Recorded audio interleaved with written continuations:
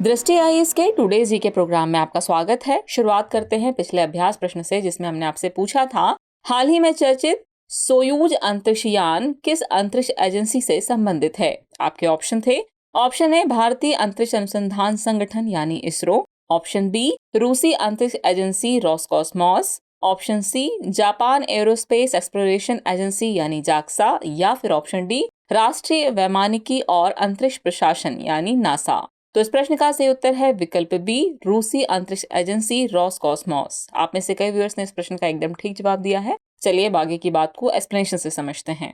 हाल ही में रूसी अंतरिक्ष एजेंसी रोसकॉस्मोस ने सोयूज MS-23 अंतरिक्ष यान का सफलतापूर्वक प्रक्षेपण किया है, इसलिए विकल्प बी सही है।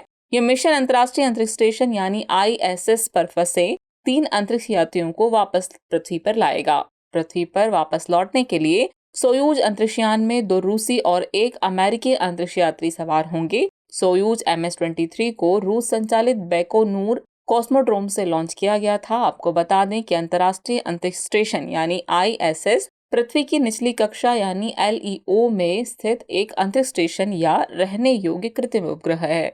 इस तरह इस प्रश्न का सही उत्तर है विकल्प बी यानी रूसी अंतरिक्ष एजेंसी रोसकॉस्मोस।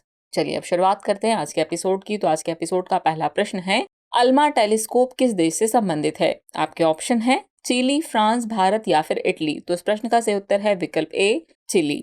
चलिए इस प्रश्न से आगे की बात को समझते हैं। अल्मा टेलीस्कोप सॉफ्टवेयर और हार्डवेयर अपग्रेड प्राप्त करने के लिए तैयार है। अल्मा का पूरा नाम अटाकामा लार्ज मिलीमीटर या सब मिलीमीटर एरे है। यह उत्तरी चिली के अटाकामा रेगिस्तान में 66 रेडियो टेलीस्कोप का एक खगोलीय इंटरफेरोमीटर है, इसलिए विकल्प ए सही है। ये टेलीस्कोप मिलीमीटर और सब मिलीमीटर तरंग दैर्ध्य पर विद्युत चुंबकीय विकिरण का निरीक्षण करता है। अटाकामा रेगिस्तान दुनिया का सबसे शुष्क स्थान है, जिसका अर्थ है कि यहाँ अधिकांश रातें बादलों से मुक्त होती हैं और प्रकाश विकृत नमी से मुक्त होती हैं। ये ब्रह्मांड की जांच के लिए एक आदर्श स्थान है। इस तरह इस प्रश्न का सही उत्तर है विकल्प ए चिली। नेक्स्ट क्वेश्चन है, पोलर बियर की आयुसीन स्थिति क्या है। आपके ऑप्शन है इंडेंजर्ड, वल्नरेबल, नियर थ्रेटेंड या फिर लीस्ट कंसर्न। तो इस प्रश्न का सही उत्तर है विकल्प बी वल्नरेबल। हाल ही में इंटरनेशनल पोलर बियर डे मनाया गया। इंटरनेशनल पोलर बियर डे हर साल 27 फरवरी को मनाया जाता है। पोलर बियर दुनिया का सबसे बड़ा भालू और आर्कटिक पर शीर्ष शिकारी जीव है। इनके शरीर में वसा की एक मोटी परत और एक जलरोधी कोट होता है, जो उन्हें ठंडी हवा और पानी से बचाता है। ये अपना 50% से अधिक समय भोजन की तलाश में व्यतीत करते हैं। इनके आवास में आर्कटिक सागर, समुद्री बर्फ और आसपास के तटीय क्षेत्र शामिल हैं। इनकी आयुसीन स्थिति वल्नरेबल है, इसलिए विकल्प बी सही है। यानी इस प्रश्न का सही उत्तर हुआ विकल्प बी वल्नरेबल।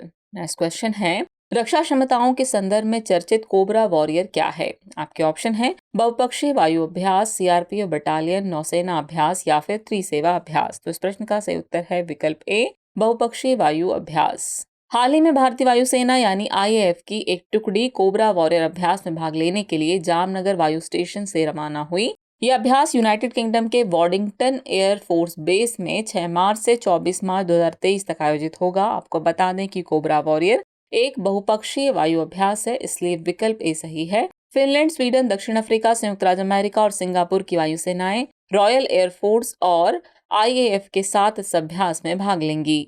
इस अभ्यास का उद्देश्य विभिन्न देशों की वायुसेनाओं के सर्वोत्तम अभ्यासों से सीखना है। इस तरह इस प्रश्न का सही उत्तर है विकल्प ए बहुपक्षीय वायु अभ्यास। नेक्स्ट क्वेश्चन है, 14वां राष्ट्रीय संस्कृति महोत्सव कहाँ आयोजित हो रहा है। आपके ऑप्शन है नागपुर, वाराणसी, बीकानेर या फिर कोलकाता। तो इस प्रश्न का सही उत्तर है विकल्प सी बीकानेर। हाल ही में राजस्थान के बीकानेर में 14वां राष्ट्रीय संस्कृति महोत्सव शुरू हुआ, इसलिए विकल्प सी सही है। केंद्रीय संस्कृति मंत्रालय द्वारा आयोजित इस महोत्सव का उद्घाटन एक शोभा यात्रा के साथ किया गया, जिसमें विभिन्न राज्यों के कलाकारों ने पारंपरिक परिधानों में भाग लिया। 9 दिन तक चलने वाले इस उत्सव का आयोजन 7 क्षेत्रीय सांस्कृतिक केंद्रों और विभिन्न अकादमियों के सहयोग से किया जा रहा है। राजस्थान में पहली बार इसका आयोजन किया जा रहा है। इसका उद्देश्य देश की समृद्ध सांस्कृतिक विरासत को संरक्षित करना और लोकप्रिय बनाना है। इस तरह इस प्रश्न का सही उत्तर है विकल्प सी बीकानेर। नेक्स्ट क्वेश्चन है, हाल ही में चर्चित MIIRA मीरा पहल किससे संबंधित है। आपके ऑप्शन है समुद्री जीवन, अंतरिक्ष अन्वेषण, आपदा शमन या फिर बाजरा। तो इस प्रश्न का सही उत्तर है विकल्प डी बाजरा। भारत ने बाजरा की खपत और उत्पादन को प्रोत्साहित करने हेतु एक वैश्विक पहल MIIRA यानी मीरा शुरू करने के लिए एक मसौदा पेश किया है। प्रस्तावित मसौदा G20 के तहत इंदौर में हुई कृषि कार्य समूह यानी AWG की बैठक के दौरान रखा गया था। मीरा का पूरा नाम millet international initiative for research and awareness अर्थात अनुसंधान और जागरूकता के लिए बाजरा अंतर्राष्ट्रीय पहल है, इसलिए विकल्प डी सही है। इस पहल का उद्देश्य अंतर्राष्ट्रीय स्तर पर बाजरा अनुसंधान कार्यक्रमों का समन्वय करना और दुनिया भर में बाजरा अनुसंधान संगठनों को जोड़ना है। ये संयुक्त राष्ट्र द्वारा 2023 को बाजरा के अंतर्राष्ट्रीय वर्ष के रूप में घोषित करने के अनुरूप है। इसका सचिवालय दिल्ली में होगा। इस तरह इस प्रश्न का सही उत्तर है विकल्प डी यानी कि बाजरा। अगला प्रश्न है भारत निर्वाचन आयोग यानी ECI की शक्तियां क्या है। पहला कथन है मतदाता सूची तैयार करना और सभी पात्र मतदाताओं को पंजीकृत करना। कथन 2 चुनाव की तारीखों और कार्यक्रमों को अधिसूचित करना और नामांकन पत्रों की जांच करना। तीसरा कथन है राजनीतिक दलों को मान्यता प्रदान करना और उन्हें चुनाव चिन्ह आवंटित करना। दिए गए कूट का प्रयोग कर आपको सही विकल्प का चयन करना है। आपके ऑप्शन है केवल 1 और 2, केवल 2 और 3, केवल 1 और 3 या फिर 1, 2 और 3। तो इस प्रश्न का सही उत्तर है विकल्प डी यानी 1, 2 और 3। चलिए एक्सप्लेनेशन से आगे की बात को समझें। हाल ही में भारत के प्रधानमंत्री ने मेघालय विधानसभा चुनाव में प्रत्येक पात्र मतदाता तक पहुंच सुनिश्चित करने के लिए भारत निर्वाचन आयोग की सराहना की है। भारत निर्वाचन आयोग यानी ECI भारत के संविधान द्वारा स्थापित एक स्थायी और एक स्वतंत्र निकाय है। इसका उद्देश्य देश में स्वतंत्र और निष्पक्ष चुनाव सुनिश्चित करना है। इसकी शक्तियां और कार्य में शामिल है पहला निर्वाचन क्षेत्रों का निर्धारण करना, दूसरा मतदाता सूची तैयार करना और समय समय पर संशोधित करना और सभी पात्र मतदाताओं को पंजीकृत करना, तीसरा है चुनाव की तारीखों और कार्यक्रमों को अधिसूचित करना और नामांकन पत्रों की जांच करना, चौथा है राजनीतिक दलों को मान्यता प्रदान करना तथा उन्हें चुनाव चिन्ह आवंटित करना, पांचवा है राजनीतिक दलों को मान्यता प्रदान करने और उन्हें चुनाव चिन्हों के आवंटन से संबंधित विवादों को निपटाने के लिए न्यायालय के रूप में कार्य करना, छठा है चुनावी व्यवस्था से संबंधित विवादों की जांच के लिए अधिकारियों की नियुक्ति करना और सातवां है चुनाव के समय दलों और उम्मीदवारों द्वारा पालन की जाने वाली आचार संहिता का निर्धारण करना। इसलिए विकल्प डी सही है। यानी इस प्रश्न का सही उत्तर हुआ विकल्प डी 1, 2 और 3। नेक्स्ट क्वेश्चन है अंतर्राष्ट्रीय बौद्धिक संपदा सूचकांक किसके द्वारा जारी किया जाता है। आपके ऑप्शन है US चैम्बर ऑफ कॉमर्स, विश्व बौद्धिक संपदा संगठन यानी विपो, विश्व व्यापार संगठन या फिर अंतर्राष्ट्रीय मुद्रा कोष। तो इस प्रश्न का सही उत्तर है विकल्प ए US चैम्बर ऑफ कॉमर्स। हाल ही में US चैम्बर्स ऑफ कॉमर्स ने अंतर्राष्ट्रीय बौद्धिक संपदा सूचकांक 2023 जारी किया, इसलिए विकल्प ए सही है। इस सूचकांक में भारत को 55 देशों में से 42वें स्थान पर रखा गया है, जबकि पिछले साल भारत 55 देशों में से 43वें स्थान पर था। ये सूचकांक दुनिया की 55 प्रमुख अर्थव्यवस्थाओं में बौद्धिक संपदा अधिकारों के संरक्षण का मूल्यांकन करता है। आपको बता दें कि बौद्धिक संपदा किसी व्यक्ति द्वारा किया गया कोई रचनात्मक कार्य है, जैसे आविष्कार, साहित्यिक तथा कलात्मक कार्य, डिजाइन और व्यापार में उपयोग किए जाने वाले प्रतीक, नाम एवं चिन्ह आदि। तो इस प्रश्न का सही उत्तर हुआ विकल्प ए यानी कि US chamber of commerce. Next question है निम्नलिखित में से कौन PM किसान योजना के तहत लाभ प्राप्त करने के लिए पात्र नहीं है या फिर हैं। पहला कूट है 2 हेक्टेयर तक की खेती योग्य भूमि वाले सभी भूमिधर किसान परिवार। कूट 2 है सभी संस्थागत भूमिधारक और कूट 3 है किसान परिवार जिसमें उसके एक या एक से अधिक सदस्य संवैधानिक पद पर हो। दिए गए कूट का प्रयोग कर सही विकल्प का चयन करना है। आपके ऑप्शन है केवल 1 और 2, केवल 2 और 3, केवल 1 और 3 या फिर 1, 2 और 3। तो इस प्रश्न का सही उत्तर है विकल्प बी केवल 2 और 3 कूट ही सही है।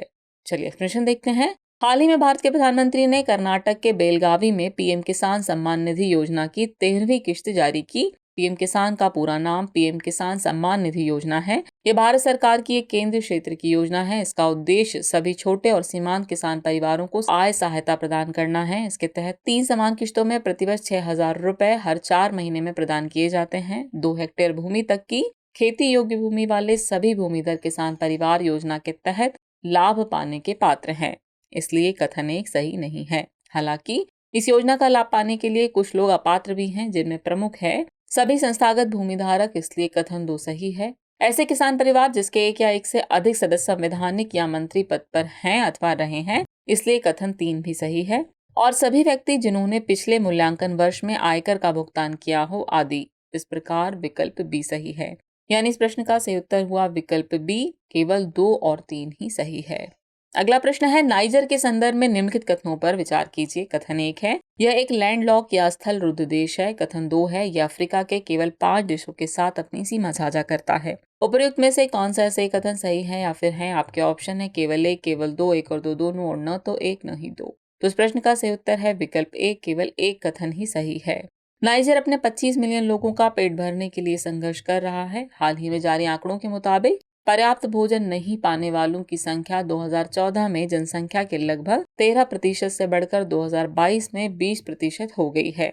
आपको बता दें कि नाइजर अफ्रीका के शुष्क साहिल क्षेत्र में स्थित एक स्थल रुद्ध देश है, इसलिए कथन 1 सही है। ये उत्तर पश्चिम में अल्जीरिया, उत्तर पूर्व में लीबिया, पूर्व में चाड, दक्षिण में नाइजीरिया एवं बेनिन और पश्चिम में बुर्किना फासो तथा माली से घिरा है। इस तरह यह अफ्रीका के 7 देशों के साथ सीमा साझा करता है, इसलिए कथन 2 सही नहीं है। इसकी राजधानी नियामे है। इस देश का नाम नाइजर नदी से लिया गया है, जो इसके क्षेत्र के दक्षिण पश्चिमी भाग से होकर बहती है। इस प्रकार इस प्रश्न का सही उत्तर है विकल्प ए, यानी केवल एक कथन ही सही है। चलिए अब हम पहुंच गए हैं एपिसोड के अंतिम प्रश्न पर। तो अंतिम प्रश्न है, हाल ही में पहला स्नो मैराथन किसके द्वारा आयोजित किया गया? आपके ऑप्शन है युवा मामले और खेल मंत्रालय, सीमा सड़क संगठन, पर्यटन मंत्रालय या फिर गृह मंत्रालय। तो इस प्रश्न का सही उत्तर है विकल्प सी, पर्यटन मंत्रालय। चलिए एक्सप्लेनेशन देखते हैं। हाल ही में केंद्रीय पर्यटन मंत्रालय ने जम्मू में पहली बार स्नो मैराथन का आयोजन किया है, इसलिए विकल्प सी सही है। पर्यटन मंत्रालय ने रियल स्पोर्ट्स इंडिया के साथ मिलकर स्थानीय प्रशासन और अमेजिंग भद्रवाह टूरिज्म एसोसिएशन यानी आबटा के सहयोग से इसका आयोजन किया। यह पहला स्नो मैराथन कार्यक्रम था जो भारत की आजादी के 75 साल और G20 इंडिया प्रेसिडेंसी का जश्न मनाने के लिए आयोजित हुआ था। इस मैराथन में 130 से अधिक धावकों ने भाग लिया। इसका उद्देश्य देश भर में स्नो मैराथन जैसे रोमांचकारी खेलों के लिए खेल भावना का संचार करना था। इस तरह इस प्रश्न का सही उत्तर है विकल्प सी, पर्यटन मंत्रालय। चलिए वक्त हो चला है आज के टॉपिक से रिलेटेड अभ्यास प्रश्न को नोट करने का। तो अभ्यास प्रश्न है, निम्नलिखित में से किस संविधान संशोधन अधिनियम ने 2 या 2 से अधिक राज्यों के लिए एक सामान्य उच्च न्यायालय स्थापित करने हेतु संसद को अधिकृत किया? आपके ऑप्शन है, ऑप्शन ए पहला संविधान संशोधन अधिनियम, ऑप्शन बी तीसरा संविधान संशोधन अधिनियम, ऑप्शन सी 5वां संविधान संशोधन अधिनियम या फिर ऑप्शन डी 7वां संविधान संशोधन अधिनियम। तो व्यास इस प्रश्न का जवाब कमेंट बॉक्स में देना ना भूलें। जल्द ही मिलते हैं नए एपिसोड में नए नए सवालों, उनके नए नए जवाबों और जानकारियों के साथ। तब तक के लिए शुक्रिया।